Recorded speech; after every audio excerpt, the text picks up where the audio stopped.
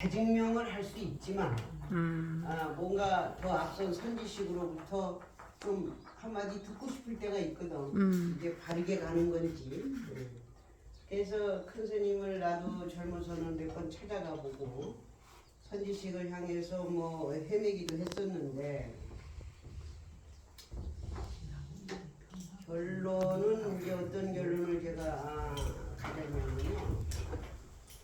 일단 방편설에 능한 선지식을 내가 아직 못 만났다는 거예요. 가면은 하나같이 그냥 공부 열심히 해라. 항상 일으키지 말고 그만 공부 열심히 해라. 이런 소리가 대부분이고 그 사람마다 형편과 수준이 다르잖아요. 그거를 꿰뚫어 보고 예를 들어 부처님 같은 경우는 그걸 꿰뚫어 보셨다는 거예요. 그래서 우리가 그 발언문 같은 데 보면 일체 종지를 이루어지이다 이런 게 있거든요. 모든 종류의 모든 사람들 모든 중생들한테 딱 맞는 지혜로운 방편을 내가 쓸 수 있어야 되는 거예요. 도가 높아지면. 그런데 일편적으로 그냥 공부해라 뭐 깨어있어라 뭐 이런 소리만 해대면은 그거는 자기 공부가 없댔습니다. 그 방편을 못 쓴다는 거잖아요. 그래서 참 고민이 돼서 저도 제자들을 가르치는 입장에 있어 봐서 제자들을 이렇게 낱낱이 보면 정말 근기들이 다 다르고 좀 이렇게 생각이 달라요. 그리고 이 생각을 일으키는 속도와 받아들이는 이 감도가 다 틀려요. 그 참 묘한 세계예요. 우리가 같은 사람인 것 같지만 여기 사람 중에서도 육치라는 게 있어요. 육치. 아주 이 천인같이 거룩한 사람이 있고 사람 같은 사람이 있고 아수라 같은 사람이 있고 아귀 같은 사람이 있고 지옥 축생 같은 사람이 있는 거예요. 그리고 이 중생도 가지가지지만 똑같은 밥거리를 놓고도 받아들이는 감도가 틀려. 똑같은 무게의 고통과 똑같은 무게의 어떤 이런 즐거움이 있잖아요. 그걸 받아들이고 향유하는 능력이 다 틀린 거예요.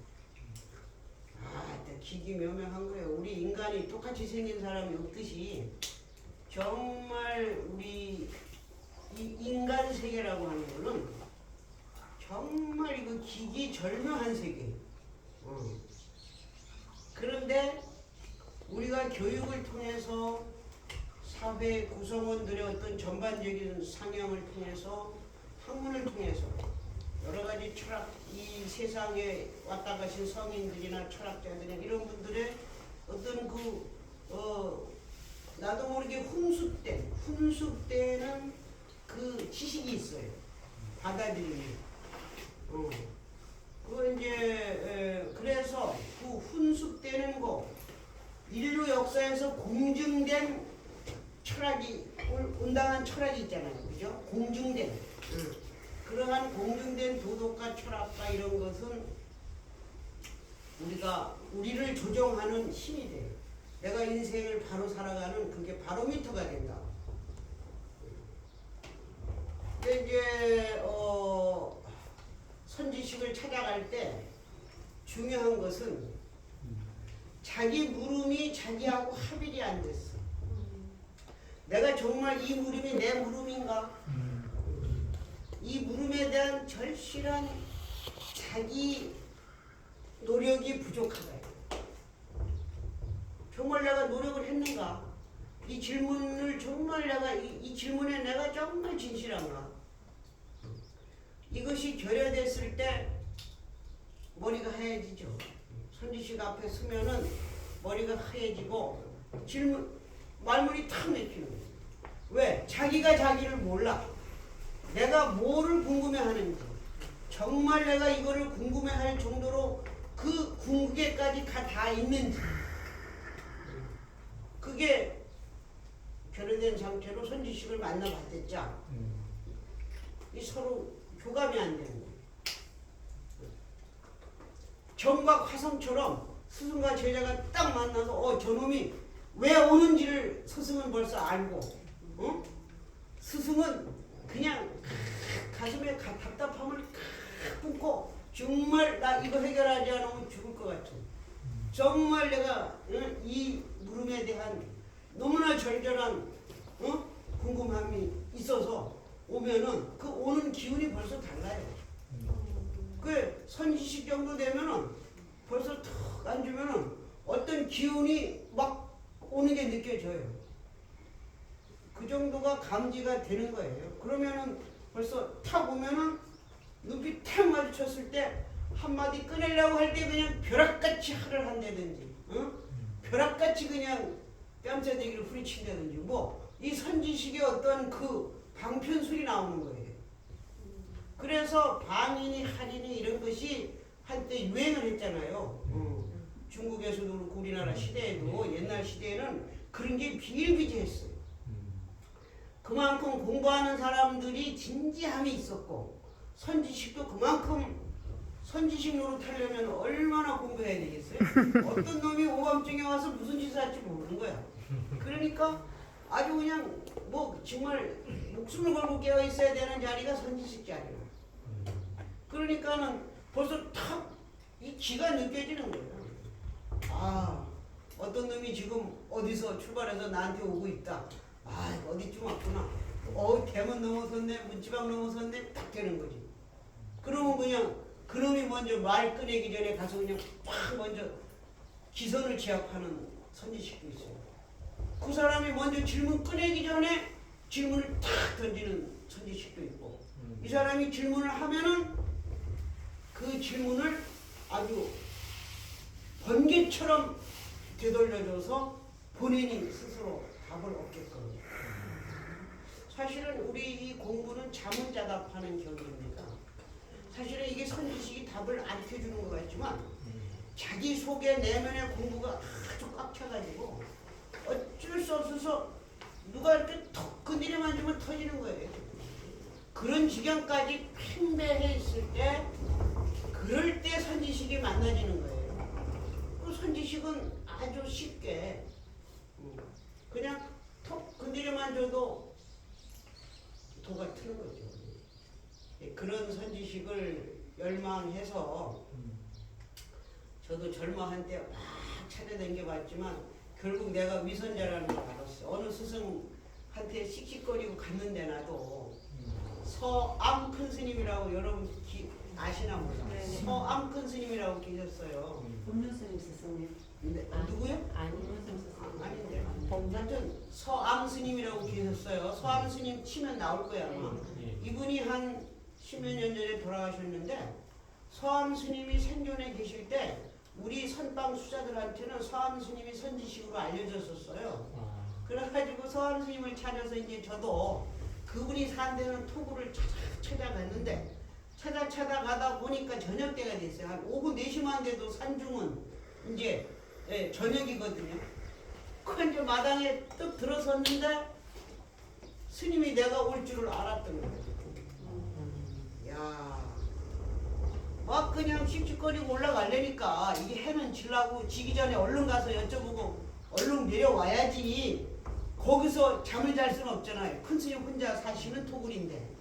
그러니까 그냥 길 쓰고 올라가는데 올라가면서 질문을 이렇게 시작해야 되나 저렇게 시작해야 되나 머릿속에서 막 질문거리를 막 요령을 부려가지고 막 그냥 질문을 작사작곡을 하고 가는 거야. 그러고 가는데 큰 스님이 굉장히 평범한 말이지만 그 정랑이 그 입구 이쪽에 있었는데 정랑을 이렇게 지나가야 되는데 길이 굉장히 좁아요. 근데 큰 스님이 정랑 앞에 나와 계시다가 어떻게 오시는가 이러는데 야 어떻게 오시는가 그 큰 스님의 조용 나는 지금 막 흥분에 차가지고 또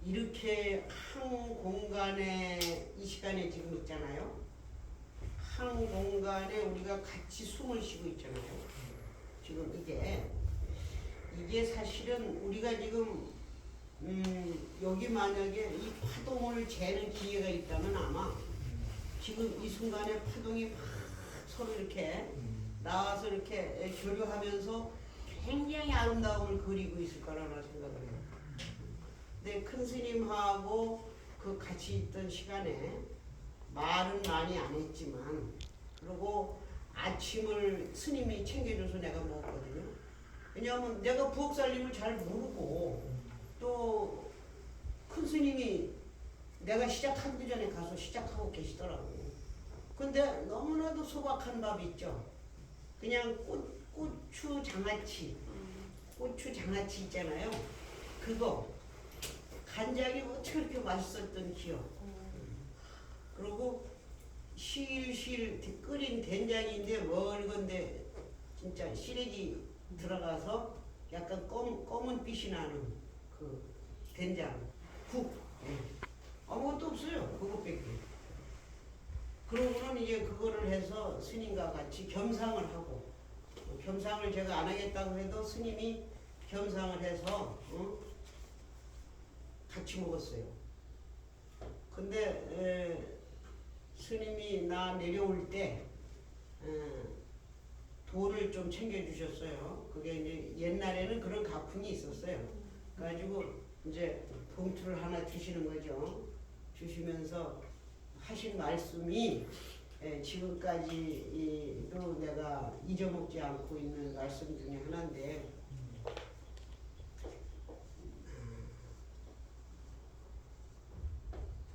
자네가 선지식을 찾아서 여기까지 온 게 아니라 내가 선지식을 만나러 여기 기다리고 있었네.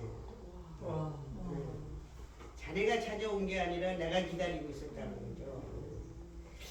그 말이 그분이 나를 인정했다, 인가했다, 이런 뭐 얘기를 갖다 붙일 필요도 없이, 나는 그 큰 스님의 그 해안이라고 할까, 그 자비죠. 이거 조그만 정말 그 분별에 떨어지는 큰 스님을 나는 수없이 만났는데, 분별에 안 떨어진 스님은 서암 스님을 최초로 만난 거예요. 내가 성철 큰 스님 해인사 성철 큰 스님하고도 일화가 있는데, 그분은 분별에 떨어지셔가지고 아주 그 일화가 이제 내가 이제 소개해드리면, 내가 해인사 고연하면서 한철 공부를 했는데, 철이 끝나면 그 큰 스님 모시고 사진 찍는 게 아주 큰 영광이었어요. 그래서 고연함 대중배구로는 큰 스님 사진 찍자는 그게 안 되고, 그 옆에 금강글에 큰 스님의 따님인 불필 스님이 거기 상주하고 계셨어요.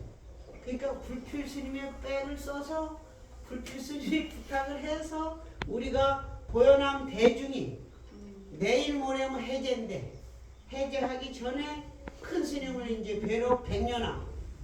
지금 백년함은 너무 커졌잖아요. 옛날 백년함, 이게 불사하기 전에 옛날 백년함인데 거기를 이제 올라가기로 했어요. 그 온 대중이 목욕 재개하고 가사장삼 수하고 그 24명인가 그게 큰 방에서 이제 우리가 같이 공부한 스님들 숫자가